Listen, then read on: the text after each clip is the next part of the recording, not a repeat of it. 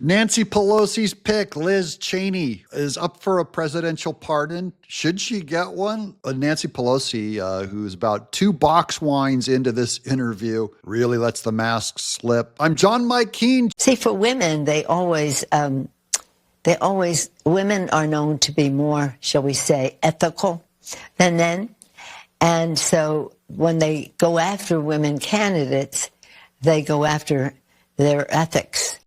No, Nancy, women are not more ethical. Read the Bible. Eve is called out all the time for being the first to eat the fruit. Men and boys hear from day one of their life, you're bad, quit touching things that aren't yours, you act out in violence, stop lusting. We hear it every day, but what women's ever corrected, don't be conniving, don't gossip. Nancy Pelosi saying that women are more ethical. She should listen to Molly Hemingway roast Liz Cheney on Fox News because Molly Hemingway, being a woman, is more ethical than you, Nancy Pelosi. Well, this award to Liz Cheney really is inappropriate. This is a woman who was hand-selected by Nancy Pelosi to run a committee that was extremely one-sided. Liz Cheney, in the course of running this committee to supposedly investigate the January 6th incident at the Capitol, she obstructed justice. She witness tampered. We have lots of reason to believe she witness tampered with Cassidy Hutchinson getting involved in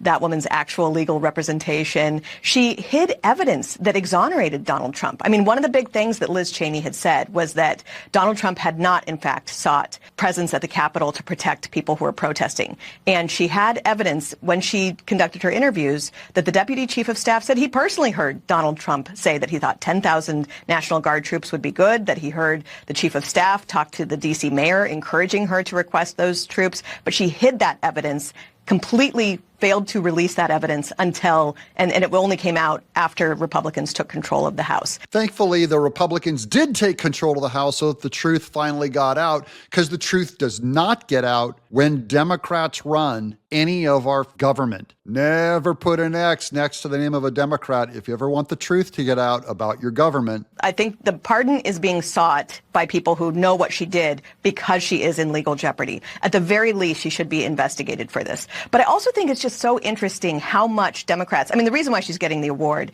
is because she helped Democrats campaign. They thought that she was helpful. But you might remember that the Kamala Harris campaign had Liz Cheney out on the road. That was their closing message. If you vote for Kamala Harris, you're going to have people like Liz Cheney handling our foreign policy.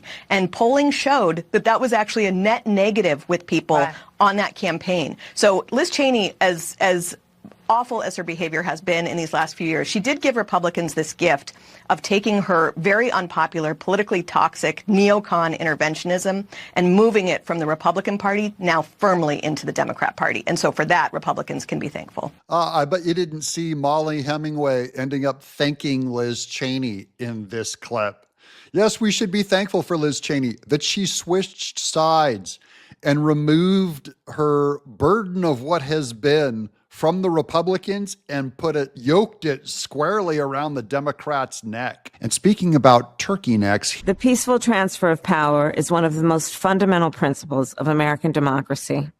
As much as any other principle, it is what distinguishes our system of government from monarchy or tyranny. Today at the United States Capitol, I will perform my constitutional duty as Vice President of the United States to certify the results of the 2024 election. Yes, she has to hand the presidency over to Trump. This is the greatest moment of my life. Thank you, Kamala Harris. When Democrats keep saying peaceful transfer of power, they're just trying to make a political statement. They're accusing Republicans of not doing it last January 6th. No, America is not that fragile where 1,000 protesters that trespass did not put your government in jeopardy ever. As we have seen, our democracy can be fragile. Democracy is not fragile. It wasn't even close. It's not going to get overturned today by Democrats either. A bunch of people on the right running up these conspiracies. No, the Democrats aren't going to take Jack because they can't.